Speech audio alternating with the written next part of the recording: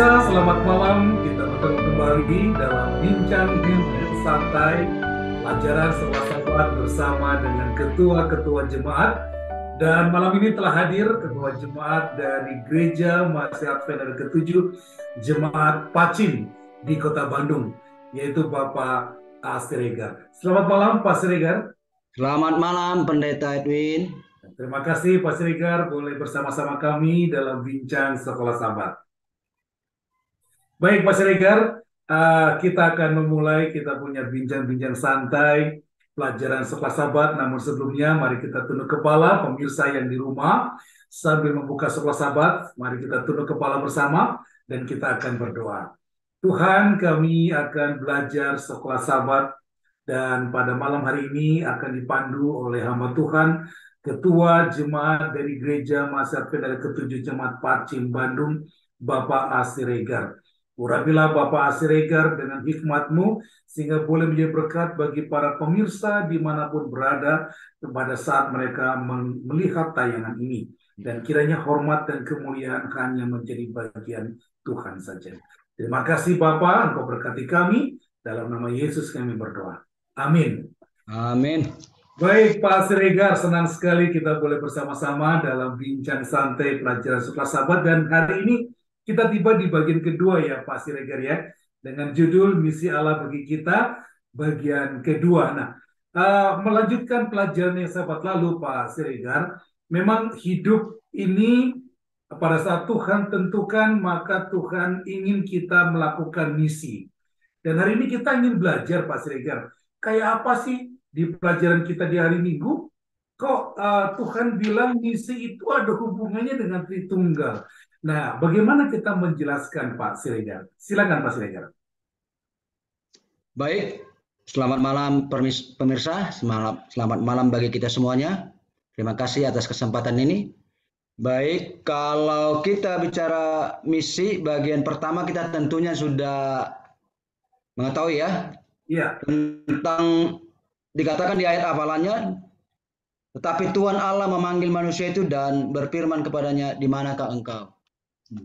Jadi sebenarnya kalau kita bicara tentang ketuhanan atau Tritunggal, di Alkitab sangat jelas dikatakan ya, di dalam yang pertama bisa kita lihat mungkin di Kejadian 1 ayat 26. Kalau bisa kita buka Alkitab kita, Iya. mari kita buka, itu mungkin jelas juga di situ dikatakan bagaimana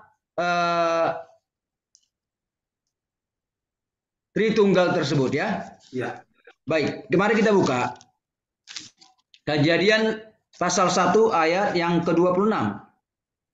Dikatakan di sana, berfirmanlah Allah, baiklah kita menjadikan manusia menurut gambar dan rupa kita, supaya mereka berkuasa atas ikan-ikan di laut dan burung-burung di udara, dan atas ternak dan atas seluruh bumi, dan atas segala binatang melata yang merayap di bumi. Yang mau saya garis bawahi adalah marilah kita. Iya.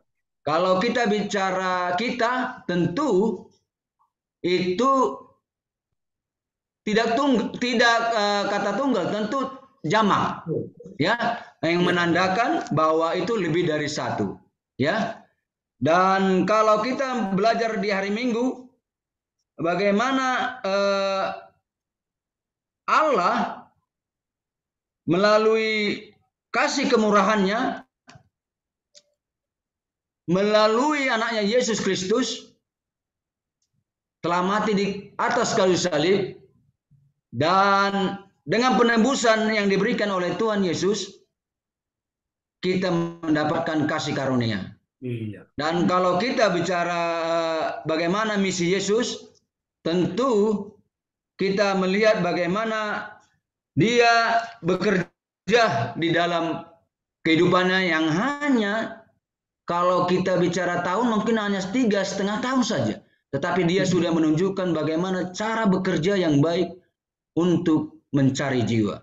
Dan kalau kita lihat sesudah Yesus juga naik ke surga, ya, naik ke surga, dia apa yang dia katakan? Rohku akan apa? Menuntun sampai akhir zaman. Jadi kalau kita belajar akan firman Tuhan, tentu kita mengerti maksud dan rencana Tuhan di dalam kehidupan kita mengenai Allah Tritunggal. Memang di Alkitab nggak ada kata Tritunggal itu tersebut. Tetapi melalui hikmat yang diberikan oleh Tuhan kita dapat apa? Dapat mengkalkulasikannya bahwa ada Allah Bapa, Allah Anak, dan Allah Roh Kudus. Iya. Mungkin itu untuk Baik. pertanyaannya. Baik, dengan kata lain ya Pak Siregar, kalau kita bisa berikan kesimpulan sedikit di pelajaran kita disebut, di sini kita menemukan fakta bahwa tentang misi kealahan itu ada dalam satu kalimat, yaitu ada janji Bapa, ada jaminan dari Anak dalam pengenapan janji itu, dan janji itu adalah tentang datangnya Roh Kudus. Artinya, waktu kita bicara misi, sebenarnya kita bicara tentang cara kerja Allah Bapa, Anak, Roh Kudus ya Pak ya. Iya benar pendeta. Terima kasih Pak Siregar. Nah, kalau kita lagi bicara lagi tentang misi, memperpanjang tentang misi nih Pak Siregar ya. Apa sih fokus dari misi itu Pak sebenarnya Pak? Apa fokusnya Pak dari misi itu sebenarnya Pak? Kalau kita melihat dari pelajaran yang pertama, Iya, sebenarnya sesudah manusia itu jatuh ke dalam dosa, Adam dan Hawa, manusia yang diciptakan oleh Allah itu adalah manusia yang sudah tidak ada lagi harapan kalau secara ini kita begini. Karena dia sudah melanggar apa janjinya kepada Allah. Iya. Ya, sangat jelas dikatakan buah pengetahuan yang baik dan yang jahat ini jangan sekali-sekali engkau makan. Apabila engkau memakannya, engkau akan mati. Sebenarnya sudah mati secara apa? Secara rohani. Cuma badan saya, tapi rohaninya sudah mati. Tetapi apa yang kita lihat?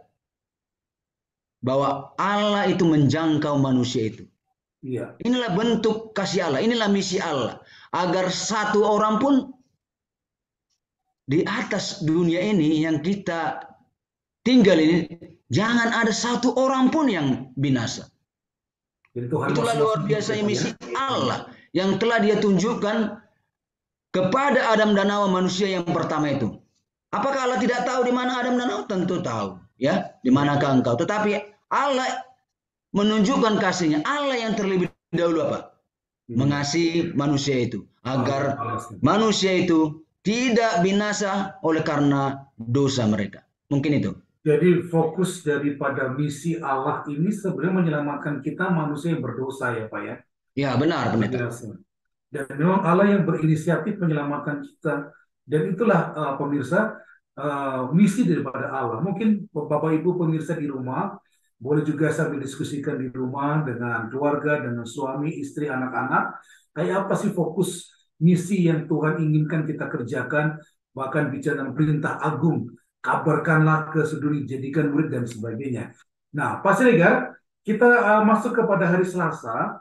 Di hari Selasa kita bicara tentang pekabaran dari misi. Nah, pada waktu Allah memberikan misi itu ternyata ada isinya nih, ada ini loh pekabaran yang harus kamu berikan. Nah, bagaimana kita menjelaskan Pak pekabaran dari misi ini kepada pemirsa Pak? Baik, misi Allah adalah Injil kekal itu. Amin. Ya, Injil kekal itu. Ya, Injil kekal atau misi itu adalah kabar baik tentang bagaimana Yesus telah menciptakan dunia ini dengan segala isinya yang begitu baik. Kalau kita bicara tentang Alkitab, bagaimana dia sudah menjadikan segala sesuatu yang sungguh amat baik. Sebenarnya keinginan Allah kepada manusia itu adalah ingin memuji dan memuliakan nama Tuhan. Itu adalah misi Allah kepada manusia saat ini. Jadi kalau lihat dari pekabaran dan dari misi ini, kalau kita baca di dalam Wahyu 14, dikatakan di sana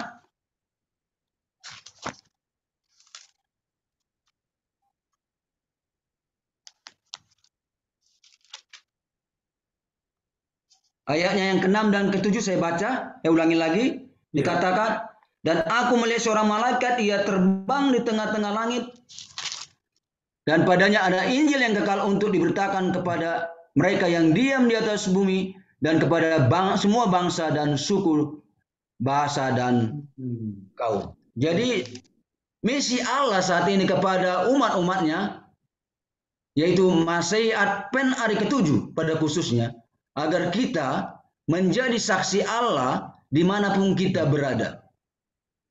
Tentu misi ini adalah misi yang sangat mulia. Ya, bagaimana Allah begitu mengasihi akan dunia ini, ya. Jangankan kehidupan kita yang diberikannya apa? Kebutuhan kita. Ya. Anaknya pun Yesus dia berikan untuk apa? Ya, untuk keselamatan kita manusia. Yang seharusnya lah kita mengerti makna daripada bagaimana kita sebagai umat Allah harus lebih sebenarnya mengasihi Yesus, karena Yesus sudah memberikan contoh dan teladan yang begitu baik. Ya. Jadi untuk itu saudara-saudaraku yang dikasihi Tuhan, tidak ada sebenarnya kata yang lebih indah daripada menyampaikan kabar baik, yaitu tentang bagaimana kehidupan Allah dan bagaimana Yesus bekerja untuk menyelamatkan dunia ini, dan bagaimana di akhir dunia ini bahwa Yesus juga sudah menyediakan tempat yang kekal bagi manusia, yaitu kerajaan Allah. Inilah misi daripada Yesus supaya semua umat manusia, jangan ada satupun yang tidak selamat. Ya. Tapi kembali lagi, itu adalah pilihan. Ya, pilihan manusia itu sendiri. Iya. Baik, Pak Siregar. Menarik dari Pak Siregar sebutkan dalam Wahyu 14 ya. Dan itu tentunya menjadi sebuah pedoman yang penting bagi gereja kita ya, gereja Masehi Advent ke-7, karena itu adalah pekabaran 3 malaikat ya. Begitu ya Pak Siregar ya? Iya, benar Pendeta. Nah, kalau kita baca di alinea terakhir juga ada sebutkan Ellen White, oleh sebab itu khotbah tentang kedatangan Kristus yang kedua kali, pemberitahuan tentang dekatnya masa itu ditunjukkan menjadi satu bagian yang penting dari Injil kebenaran. Jadi memang seperti Pak Siregar tadi katakan, inti daripada pekabaran misi itu tentang Injil. Dan Injil itu adalah tentang Yesus, gitu ya Pak Siregar ya? Iya benar Pendeta. Pemirsa, menarik ini pemirsa. Coba diskusikan dengan suami saudara, istri, atau teman-teman di kamar. Bagaimana sih kita mengimplementasikan Injil kekal itu? Apa sih korelasinya pekabaran misi dengan kedatangan Tuhan? Apa yang kita kerjakan? Silakan diskusikan di rumah. Dan kita akan lanjut Pak Siregar di hari Rebo. Pelajaran kita mengatakan umat Allah dan saluran misi. Nah, pertanyaannya kira-kira siapa-siapa saja yang harus terlibat dalam misi ini, Pak Siregar? Baik, Pendeta. Kita sebagai umat Allah yang sisa, pekerjaan ini adalah pekerjaan seluruh anggota jemaat. Oke. Jadi banyak mungkin anggota jemaat yang merasa mungkin ataupun tidak tahu atau belum pernah mendengar, itu kan pekerjaannya daripada pendeta karena mereka sudah bersekolah untuk itu. Tetapi pekerjaan keselamatan itu adalah apabila kita ikut andil di dalam pekerjaan itu. Ya, oleh sebab itu kita sebagai umat Allah harus memberikan kontribusi di dalam jemaat. Oleh sebab itu, mari kita bekerja bersama-sama agar pekerjaan Tuhan ini cepat selesai. Firman Tuhan mengatakan, tuaian memang banyak, sudah menguning, tetapi pekerjanya yang sedikit. Ini sebenarnya suatu teguran bagi umat-umat Tuhan, bagaimana kita sebagai umat-umat Tuhan harus mengerti dan tentu kita paham apa maksud ayat tersebut. Kalau kita melihat Rasul Paulus di dalam kehidupannya kita tentu melihat bagaimana dia mengatakan, inilah aku Tuhan, utuslah aku. Ya. Seharusnya perkataan itulah yang menjadi bagian Anda dan saya. Untuk mengerjakan pekerjaan Tuhan, tentu kita perlukan kuasa Tuhan. Ya, karena ini misi Tuhan dari awalnya. Bukan misi manusia, tapi misi Allah terhadap dunia yang sudah jatuh ini. Oleh sebab itu, kita sebagai anak-anak Tuhan, mari kita mempersiapkan diri kita. Tentu dengan cara apa? Seperti ada lagu mengatakan, baca Injil dan berdoa. Maka engkau akan bertumbuh. Jadi saudara-saudara yang dikasihi oleh Tuhan, tidak ada kata istilah bahasa, saya tidak bisa menginjil. Tidak ada seperti itu sebenarnya sebagai umat Tuhan. Tidak ada kata seperti itu. Saya mau menginjil, harus seperti itu sebagai umat-umat Tuhan. Sehingga apa? Sehingga itu memberikan semangat dan kontribusi kepada apa? Teman-teman yang lain. Ya, teman-teman yang lain. Sehingga pekabaran Tuhan itu cepat dan segera Tuhan akan datang. Karena itulah kerinduan kita sebagai umat Tuhan. Kita bisa bertemu dengan orang, kekasih-kekasih kita, orang tua kita, teman-teman kita, sahabat yang kita kasih, berhuni kita di apa? Di dalam kerajaan surga. Betapa nikmatnya apabila kita apa? Bisa bertemu kembali dalam suasana yang sangat luar biasa. Mungkin itu pendeta. Iya, jadi memang menarik tadi Pak Siregar katakan bahwa misi ini untuk kita dan kita harus terlibat dalam misi tersebut. Bayangkan bahwa banyak paradigma mengatakan bahwa misi itu kadang-kala hanya para pendeta ya Pak Siregar ya.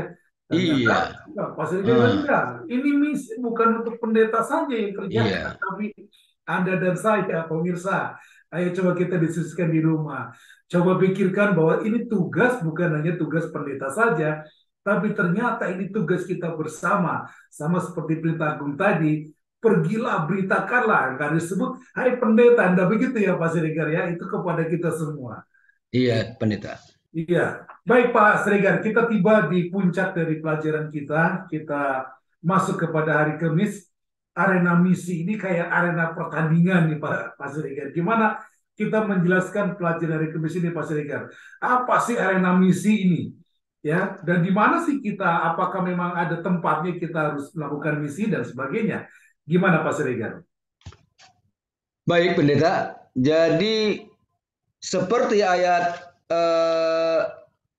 hafalan kita sepanjang 1 minggu ini dikatakan, karena itu pergilah, jadikanlah semua bangsa muridku dan baptislah mereka dalam nama Bapa dan Anak dan Roh Kudus. Iya. Jadi ini sebenarnya untuk menjelaskan kembali yang dikatakan oleh pendeta Edwin tadi, bagaimana Tritunggal tadi. Ya. Nah, ini juga sangat menguatkan ayat ini. Ya. Iya, Jadi kalau ada orang tidak pula mengerti, ini akan mengerti ya betapa ayat ini begitu membantu dan menolong kita bahwa ada Allah Bapa, Allah Anak dan Allah Roh Kudus. Iya. Ya, arena misi ini adalah dunia kita di mana kita tinggal. Iya. Yang dikatakan dalam firman Tuhan, pertama-tama kita harus pergi apa katanya? Di Yerusalem. Apa itu Yerusalem? Adalah apa?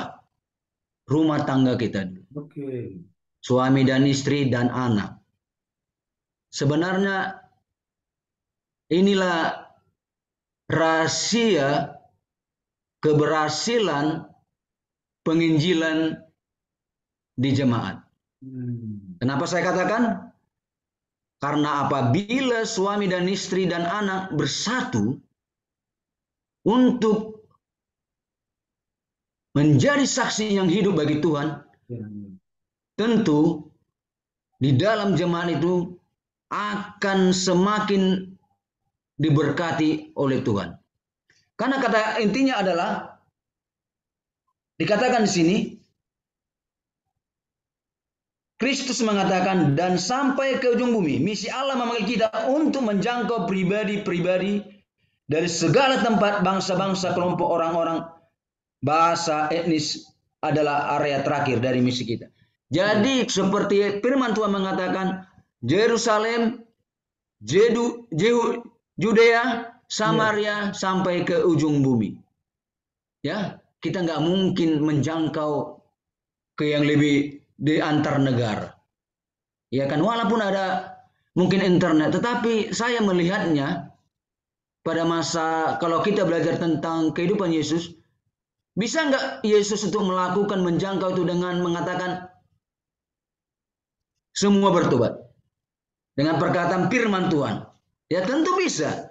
Tetapi mengapa Yesus turun langsung ke bumi dan kita lihat bagaimana dia menjangkau jiwa-jiwa itu agar terjalin apa? Terjalin hubungan yang baik, dan saling melengkapi.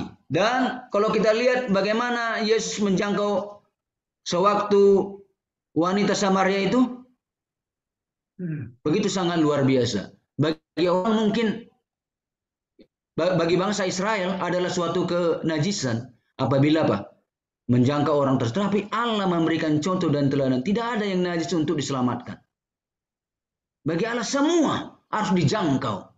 Ya, tidak membeda-bedakan suku, bangsa, kaum, ras, apapun itu. Ya, mungkin di sekitar kita banyak, tetapi apabila kita tidak memiliki kuasa seperti yang terdapat di dalam satu Kisah Para Rasul 1 ayat 8, mungkin kita bisa lihat bagaimana ayat ini sangat luar biasa. Menurut saya ini adalah ayat yang sangat luar biasa yang membuat umat-umat Tuhan sebenarnya untuk mengerti bagaimana harus menyampaikan kabar keselamatan kepada banyak orang. Jangan sempat kita menjangkau orang, menjangkau jiwa tanpa Roh Kudus kita pastikan tinggal di dalam kehidupan kita. Karena untuk mentobatkan seseorang tidak mungkin ada kuasa manusia. Hanya kuasa Roh Kudus yang bisa menobatkan kehidupan seseorang itu. Zaman Roh Kudus. Kita adalah sebagai alat dipakai oleh Allah atau sebagai instrumen yang digunakan oleh Allah untuk menjangkau manusia-manusia atau orang-orang yang kita telah sampaikan kabar baik tersebut. Baik, kita akan buka. Saya senang membaca ayat ini juga, Pendeta. Dikatakan di ayat, mungkin di ayat 8-nya aja ya, Pendeta ya. Tetapi kamu akan menerima kuasa kalau Roh Kudus turun ke atas kamu, dan kamu akan menjadi saksiku di Yerusalem, di seluruh Yudea dan Samaria, dan sampai ke ujung bumi. Jadi apa maksud daripada firman Tuhan di dalam Kisah Para Rasul 1 ayat yang 8? Pastikan Anda hidup di dalam Tuhan. Amin. Dan kita dikuasai oleh Roh Kudus. Adakah yang mustahil bagi Allah? Tentu tidak ada. Ya. Iya. Jangan sampai kita, maaf kata, menginjil dan kita dipermalukan. Karena pernah saya mendengar seperti itu, Pendeta. Karena apa? Karena kita tidak mempersiapkan diri kita, tidak mempersiapkan segala sesuatu dengan baik. Apabila kita sudah mempersiapkan diri kita dengan belajar akan firman Tuhan dan kita minta tuntunan Roh Kudus Tuhan, tentu Roh Kudus itu akan menuntun hati kita dan juga hati orang yang kita injil itu menjadi jiwa yang baru, jiwa yang siap untuk menerima Yesus sebagai juru selamat pribadi kita. Mungkin itu, Pendeta. Iya, jadi pemirsa, menarik dari Pak Siregar sampaikan tentang Kisah 1 ayat 8 ya, bahwa ternyata Tuhan ingin kita jadi saksi di Yerusalem, di Yudea, di Samaria sampai ke ujung bumi. Tadi Pak Siregar katakan Yerusalem di mana? Di rumah kita. Jadi kita harus mempersiapkan diri di mana? Ya, di rumah. Kita harus jadi saksi di rumah dulu, baru kita bisa ke tetangga kita, ke tempat yang lebih jauh. Bahkan tadi Pak Siregar nggak perlu jauh-jauh sampai kita keluar negeri sana ya. Tapi bagaimana kita jadi saksi Makanya Tuhan katakan di Yerusalem, gitu ya Pak Siregar ya. Baik Iya, pendeta. pemirsa, ini menarik sekali, kita sudah tiba di penghujung diskusi kita. Cobalah Bapak Ibu pemirsa yang ada di rumah, berdoalah di mana Anda tinggal sekarang, lalu minta satu-satu, mungkin tetangga kita doakan, satu tetangga kita, atau doakan satu teman kita yang dekat dengan kita tinggal, lalu cobalah kita memberitakan tentang Yesus kepada orang tersebut ya. Baiklah Pak Sregar, sebagai terakhir, adakah kalimat terakhir Bapak secara keseluruhan bagaimana kita bicara tentang misi bagi kedua sepanjang satu minggu, satu dua kalimat Pak sebagai yang terakhir Pak. Baik, saudara-saudaraku yang dikasih Tuhan, kalau kita bicara misi, itu sangat jelas di dalam firman Tuhan. Ya, hidup ini adalah kesempatan. Yes. Mari kita gunakan kesempatan yang ada, Amin. mumpung kita masih sehat. Kalau kita sudah, maaf kata, tidak bisa lagi bergerak, apa artinya misi lagi? Tapi mumpung kita masih sehat, Tuhan berikan kita kesehatan, Tuhan berikan kita waktu, ya. Mari kita gunakan waktu ini sebaik-baiknya, ya, sebaik-baiknya. Dan kalau dipertanyakan di dalam kehidupan kita, apa sih pekerjaanmu? Saya pernah berkata seperti itu kepada seseorang. Saya sangat terkejut dan sangat luar biasa dijawab. Apa yang dijawab oleh seorang hamba itu? Dia katakan, mencari jiwa. Wow. Luar biasa. Jadi saya terpacu ataupun terinspirasi dari perkataan dari hamba Tuhan itu. Dia katakan, hanya jiwa. Saudara-saudaraku yang dikasih Tuhan, apabila jiwa yang ada di pikiran kita, maka tidak ada kata daripada kita akan diberikan kuasa oleh Allah. Dan Tuhan berjanji akan menyertai umat-umatnya sampai pada akhir zaman. Jadi jangan pernah kita takut akan, nanti seperti ini. Kita sudah berpikir yang mungkin yang di luar nalar kita. Tapi kita yakin dan percaya bahwa Allah yang kita sembah, Allah yang kita kasih itu adalah Allah yang maha kuat, maha kuasa, maha bijaksana. Apa saja bisa Dia berikan kepada kita. Tetapi yang pertama yang harus kita minta adalah jiwa. Mari kita minta jiwa. Tuhan, tunjukkan kepada saya jiwa. Tidak mungkin Tuhan tidak menunjukkan jiwa itu. Sedangkan kita bekerja, pekerjaan kita minta, Tuhan berikan. Kesehatan kita minta kepada Tuhan, Tuhan berikan. Apalagi yang Tuhan tidak berikan? Apalagi jiwa. Tentu Tuhan akan berikan kepada orang yang meminta. Tergantung kita meminta apa. Ya. Oleh sebab itu mari kita renungkan pelajaran ini, bahwa pelajaran ini pelajaran yang sangat indah, sangat luar biasa yang menolong kita. Walaupun pelajaran ini diulang-ulangin, tetapi tetap nikmat dan sangat memberikan inspirasi yang luar biasa bagaimana kita sebagai umat-umat Tuhan untuk selalu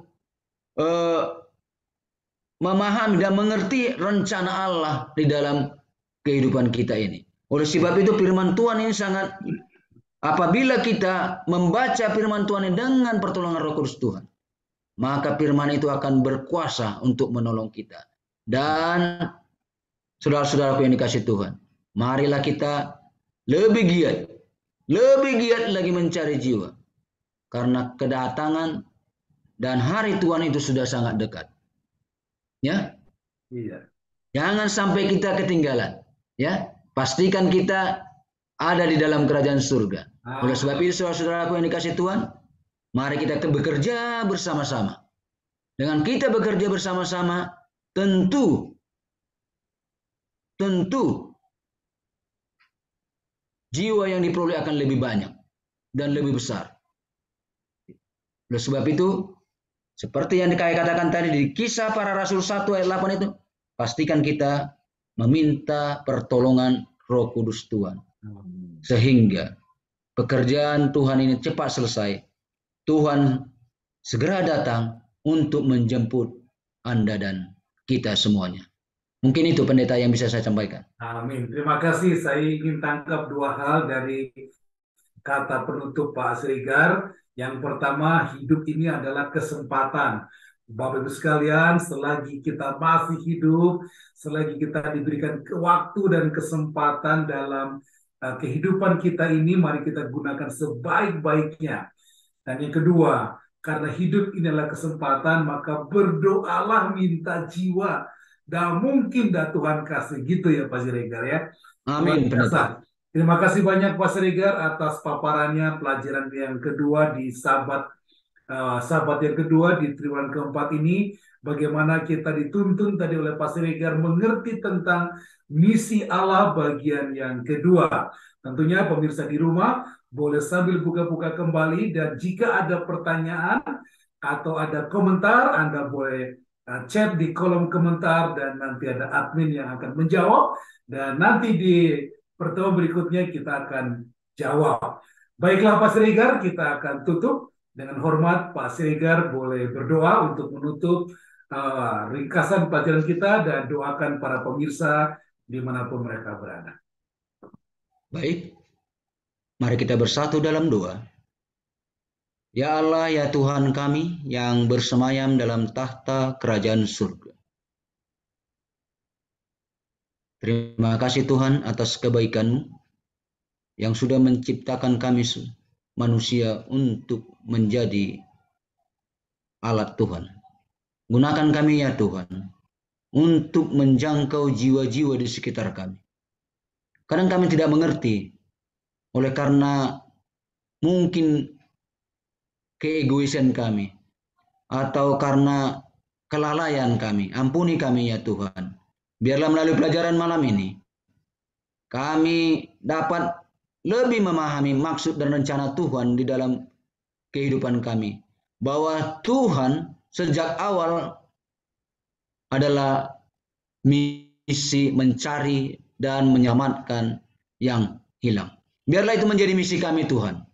Sehingga Engkau akan segera datang.